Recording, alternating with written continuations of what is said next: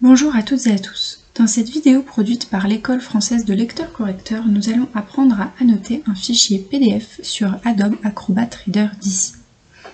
Donc Adobe Acrobat Reader d'ici est la version gratuite d'Acrobat. Donc vous pouvez télécharger le logiciel gratuitement à partir du site d'Adobe. Si besoin, vous trouverez le lien vers cette page dans le support écrit de la vidéo. Sachez que vous n'avez pas besoin de rentrer votre adresse mail ou vos coordonnées bancaires pour télécharger le logiciel. Il vous suffit de cliquer sur le bouton « Télécharger Acrobat Reader ». On a remarqué que le navigateur Edge ne permet pas toujours le téléchargement, donc on vous conseille plutôt d'utiliser Firefox ou Chrome par exemple. Une fois qu'un fichier a été ouvert, le volet des outils devrait s'être automatiquement ouvert ici sur la gauche. Et si ce n'est pas le cas, il suffit de cliquer en haut sur tous les outils. Contrairement à la version précédente d'Acrobat, les outils d'annotation du texte sont accessibles dès l'ouverture d'un fichier à travers cette barre verticale située à côté du volet des outils. Et pour avoir accès à chacun des outils, il faut tout simplement cliquer sur les différentes icônes. Pour ma part, je vais aborder 6 outils qui pourront vous être utiles quand vous ferez la relecture d'un PDF. Avant toute chose, il est préférable d'ouvrir le volet où s'afficheront tous vos commentaires. Vous y verrez plus clair ainsi. Donc pour ça, vous cliquez sur l'icône des 2 bulles en haut à droite. Par ailleurs, il faut savoir que tous les outils que je vais aborder sont appelés des commentaires par Adobe, dans la mesure où quel que soit l'outil qu'on utilise, ça ouvre une case où écrire quelque chose. Ainsi, quand vous verrez que le document contient, par exemple, ça sera marqué ici, 30 commentaires, ça concerne tous les outils que je vais aborder et pas seulement l'outil « Ajouter un commentaire ». Je vais justement commencer par évoquer l'outil « Ajouter un commentaire » qui apparaît en premier quand on clique sur cette icône, donc ici. Après avoir cliqué sur « Ajouter un commentaire », on clique tout simplement à l'endroit où l'on souhaite déposer la bulle. Et une fois qu'elle est déposée, donc la case vide s'affiche dans le volet à droite. À partir de là, tout simplement, on peut écrire notre commentaire dans la case. Et pour le valider, soit on clique sur publier, ici, soit tout simplement on clique ailleurs dans le document. Alors, petite indication à propos de ces bulles, c'est sans doute très rare, mais certains ont fait la mauvaise expérience de bulles qui s'étaient déplacées quand le document avait été ouvert par une autre personne. Surtout, les bulles manquent de précision, et par ailleurs, si elles sont mises sur le texte, comme vous le voyez, elles le cachent en partie. De ce fait, on conseille plutôt d'utiliser les bulles pour les remarques qui concerneraient la maquette. Par exemple, si le placement d'une image vous pose question, vous pouvez alors utiliser cet outil pour indiquer votre remarque. En dessous de l'outil pour ajouter un commentaire, vous avez celui permettant de barrer et d'indiquer un remplacement. Donc pour l'utiliser, il faut simplement cliquer sur l'outil et sélectionner le texte avec son curseur. Comme vous le voyez, ça raye le texte et ça ouvre une case dans laquelle on doit écrire par quoi remplacer l'élément qui a été rayé. Vous pouvez donc décider d'utiliser cet outil pour les nombreuses fois où un mot est mal orthographié et qu'il faut le corriger. Avec cet outil, il n'est pas forcément nécessaire d'introduire le mot correct par une phrase du type « remplacer par », puisque l'outil en lui-même donne cette indication au commanditaire. Autrement dit, si c'est une correction indubitable, vous pouvez directement taper le mot correct, donc par exemple ici, ipsam, sans introduction, sans guillemets. Mais ce n'est évidemment pas gênant d'introduire la correction par une petite phrase si vous êtes plus à l'aise ainsi. Passons à l'outil « Insérer du texte » que l'on trouve ici, qui permet donc de placer un repère dans le texte, repère qui indique la nécessité d'ajouter un élément. Ça peut être une lettre, un mot, une virgule. Donc après avoir cliqué sur l'outil, on place le repère à l'endroit voulu. Et comme d'habitude, une case vide s'est automatiquement ouverte pour y inscrire l'élément à ajouter à l'endroit indiqué par le repère. Donc par exemple une virgule. Il est préférable avec cet outil de préciser quand il faut une espace avant ou après l'ajout que vous demandez. Par exemple, si vous demandez l'ajout d'un guillemet fermant, vous indiquerez dans la case qu'il faut une espace insécable avant ce guillemet. Donc on change maintenant de catégorie d'outils pour cliquer sur l'icône du surligneur. Et donc le premier outil de cette catégorie est l'outil surbrillance, autrement appelé surligner le texte sélectionné. Donc vous pouvez ainsi surligner un morceau de texte Et comme d'habitude, ça crée automatiquement un commentaire, ce qui permet d'ajouter une indication. Donc par exemple, je propose de modifier par, et donc là vous mettez votre proposition et votre explication. Cet outil peut avoir plusieurs fonctions. Vous pouvez par exemple le garder pour tout ce qui constitue une proposition, mais vous pouvez aussi décider de n'utiliser que cet outil pour tout ce qui concerne le texte. Dans ce cas, il suffira d'écrire clairement ce que vous demandez dans la case. Par exemple, supprimer la virgule ou remplacer par tel mot. Il existe aussi un outil pour souligner du texte, donc on le trouve ici. Et pour l'utiliser, tout simplement, on sélectionne le texte que l'on souhaite donc souligner. Et là encore, une case s'ouvre automatiquement pour écrire sa remarque. Cet outil peut vous servir à poser une question sur un passage du texte par exemple. Il n'est en réalité pas très différent de l'outil pour surligner. Il me reste à vous montrer l'outil pour barrer un élément du texte. Donc il suffit de cliquer ici, puis sur barrer et de sélectionner le texte à barrer. Donc avec cet outil, l'indication est claire pour le commanditaire. Ça signifie il faut supprimer cet élément. Donc il n'y a pas forcément besoin d'écrire quelque chose dans la case qui s'est ouverte automatiquement. Mais si ça nécessite une explication, eh bien on peut l'écrire dedans. Il est évidemment possible de modifier un commentaire ou encore de le supprimer. Pour ça, il y a plusieurs manières de faire. On peut cliquer sur les 3 petits points qui apparaissent en haut à droite quand on passe son curseur sur le commentaire et qui donnent accès à plusieurs fonctionnalités, dont celle de modifier le commentaire et celle de le supprimer. On peut aussi faire un clic droit sur le commentaire, ce qui donne accès aux mêmes fonctionnalités.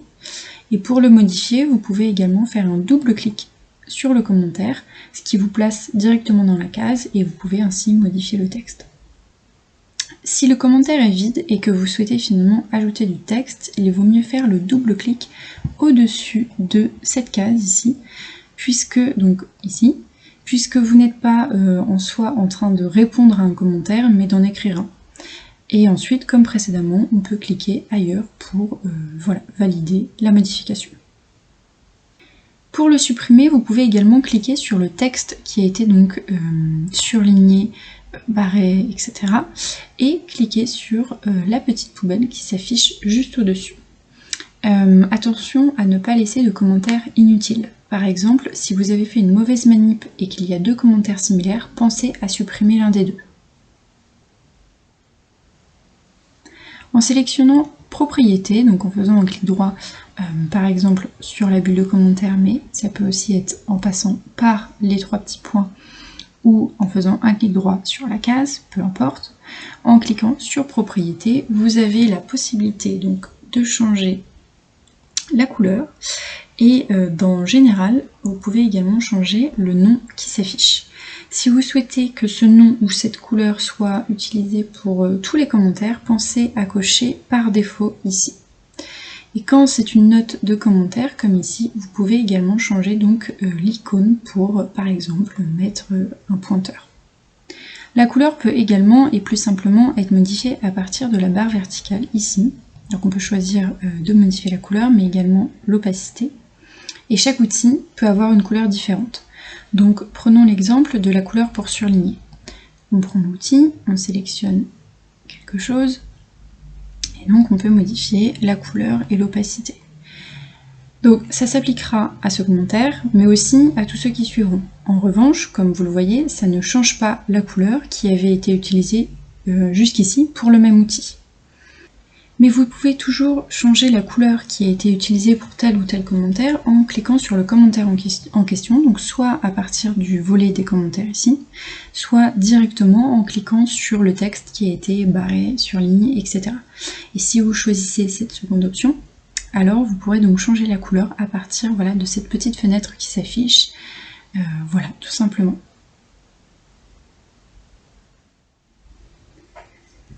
Enfin, voici quelques petits conseils pour que les outils soient utilisés avec clarté. Donc il faut savoir que chacun a ses propres pratiques. Certains vont n'utiliser que les bulles et le surlignement. Certains vont fonctionner avec les outils pour barrer, souligner, insérer du texte, etc. Et donc c'est à vous de voir ce qui vous semble le plus pratique ou de vous adapter aux usages de votre commanditaire. Ce que l'on peut vous conseiller, c'est de rester cohérent dans les choix effectués. Même si ce n'est pas indispensable, il est préférable de garder la même logique tout au long de la correction. Par exemple, si vous avez utilisé l'outil surbrillance pour faire des remarques sur le contenu du texte, il vaut mieux continuer ainsi plutôt que de faire d'autres remarques sur le contenu du texte avec l'outil souligner. Autre exemple, pour indiquer les suppressions à effectuer, vous pouvez choisir d'utiliser l'outil surbrillance en indiquant dans la case supprimer tel mot, ou vous pouvez vous servir de l'outil barrer. En revanche, alterner l'un et l'autre pour les suppressions n'est pas utile et risque d'embrouiller votre commanditaire. Par ailleurs, comme je l'ai mentionné précédemment, il ne faut pas laisser de commentaires inutiles. Si on a fait une mauvaise manip et qu'il y a un commentaire vide inutile, on doit le supprimer. En outre, quand il y a plusieurs corrections à faire dans un ensemble de mots, comme un nom propre composé de plusieurs mots, le développement d'un sigle, etc., il est souvent plus clair d'ouvrir un seul commentaire plutôt que d'en faire plusieurs, qui vont d'ailleurs alourdir le fichier. Donc voici un exemple. Dans la phrase « Les chambres de commerce et d'industrie CCI sont des établissements publics de l'État », il faut demander la suppression des 3 capitales, à chambre, à commerce et à industrie. Au lieu de faire 3 commentaires, un pour chaque mot, il vaut mieux faire un commentaire, donc par exemple avec l'outil remplacer le texte sélectionné, qui concernera les 3 capitales, car elles sont liées et sont guidées par une même justification. Autre remarque, il est parfois utile de réécrire dans la case du commentaire le morceau de phrase concerné par la correction, voire la phrase en entier, pour que ce soit bien clair pour votre commanditaire. Par exemple, quand il s'agit de déplacer un groupe de mots à un autre endroit dans la phrase, au lieu d'écrire déplacer donc tel groupe de mots après tel mot, de préciser qu'il faut ajouter une virgule s'il en faut une, etc., vous pouvez simplement écrire dans la case remplacer par, et là vous écrivez la phrase remaniée. Ainsi, votre commanditaire comprend tout de suite la correction à effectuer. Bien sûr, ça n'empêche pas d'expliquer la raison du déplacement si besoin est. Il faut également essayer de rester logique dans la manière dont vous présentez vos corrections. Gardez notamment la même logique en ce qui concerne les guillemets et leur absence. Par exemple, vous pouvez décider d'écrire en commentaire « remplacer par chambre de commerce et d'industrie », donc sans guillemets et en insérant un souligne pour distinguer la phrase introductive de la correction, ou vous pouvez écrire « remplacer par » et vous ajoutez des guillemets. En revanche, mélanger les 2 présentations sera moins aisément compréhensible pour votre commanditaire.